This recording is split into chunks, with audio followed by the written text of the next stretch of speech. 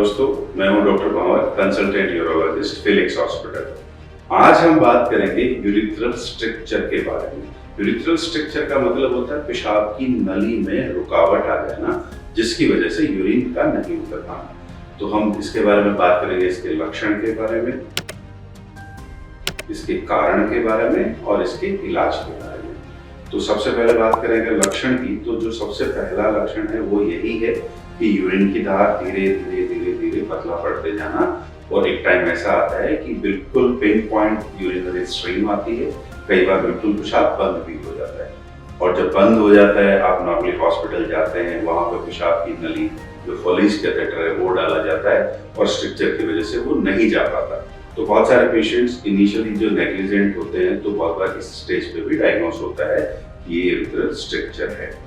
हम बात करें इसके कारण के बारे में, तो कुछ कारण ऐसे होते हैं जैसे कि चोट लग जाना, कई बार एक्सीडेंट्स की वजह से, कई बार किसी अन्य कारण गिर जाने की वजह से पीनस या पीनस के पीछे की तरफ चोट लग जाती है, जिसकी वजह से नली में ट्रॉमा होकर धीरे धीरे ब्लॉक हो जाती है। इसके अलावा यूरिथ्रल इन्फेक्शन जो नॉर्मली सेक्सुअली ट्रांसमिटेड डिजीज है, वो भी जो धीरे धीरे यूरिथ्रा का इन्फेक्शन करती है, स्कारिंग होती है और फिर यूरिथ्रा ब्लॉक हो जाता है और स्ट्रक्चर बन जाता है। और कुछ कारण बिना किसी कारण के, जिनका हमें कुछ कारण पता नहीं है, पर स्ट्रक्चर बन जाता है। तो ये होते हैं इसके कारण। इसके बाद में आते हैं हमें इसके इलाज के बारे में। तो जो इसका इलाज है वो ऑपरेशन ही है। अब ऑपरेशन के तरीके अलग अलग हैं। एक तरीका ये होता है कि पेशाब के रास्ते ही यूरिथ्रा के थ्रू एक दूरबीन डाली जाती है, उस दूरबीन से उस रास्ते को खोल दिया जाता है लेजर के थ्रू। अब जो खोल दिया जाता है तो वो रास्ता चौड़ा हो जाता है, पर इसकी सक्सेस रेट बहुत अच्छी नहीं है। तो ये नॉर्मली उन लोगों में किया जाता है जहां पे या तो स्ट्रक्चर बहुत ही छोटा सा पॉइंट स्ट्रक्चर है, या फिर पेशेंट की मेडिकल कंडीशंस इतनी ज्यादा हैं कि एक बड़ा ऑपरेशन करने के लिए पेशेंट फिट नहीं है। तो जो खास तौर से बहुत ही एजेड पेशेंट है, बहुत सारे मल्टीपल कार्डियक कंडीशंस है, कुछ इस तरह का होता है, तो उनके अंदर किया जाता है। इसके बाद में आते हैं इसके जो मेन ऑपरेशंस हैं।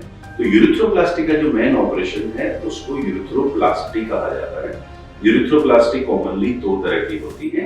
One is excision and primary anastomotic urethroplasty, और दूसरा होता है बक्कल म्यूकोसल ग्राफ्ट यूरिथ्रोप्लास्टी। तो इन दोनों में फर्क क्या है?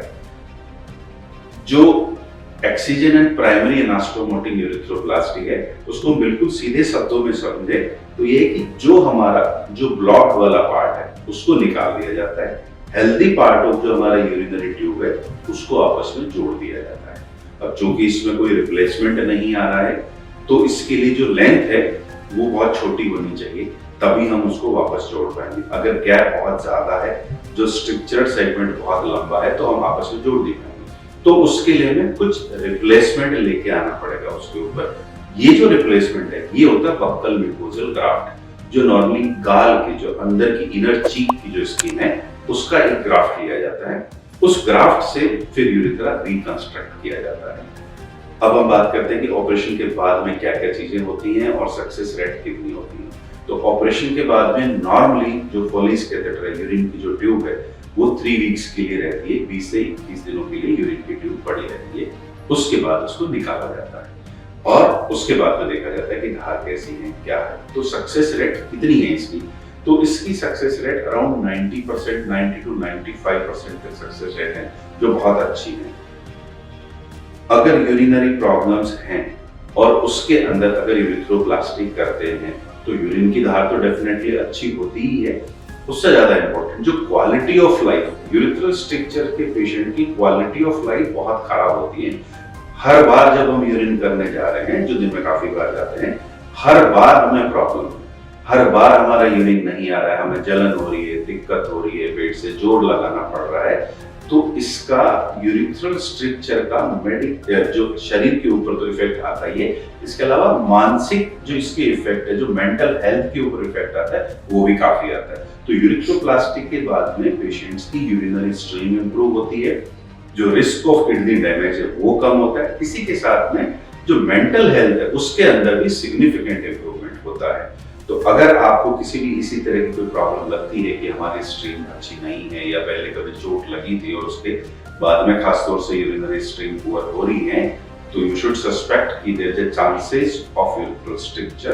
अपने यूरोलॉजिस्ट से कंसल्ट करें, इवेलुएट करें और उसके बाद में जो भी उसके लिए, क्योंकि हर मरीज का हर स्ट्रक्चर का अलग अलग पेशेंट बेस्ड टेलर्ड अप्रोच होती है, जिसके अंदर हर मरीज का एक अलग से यूनिक स्ट्रक्चर है, यूनिक उसका इलाज है, तो अपना प्लान करवाएं उसके हिसाब से।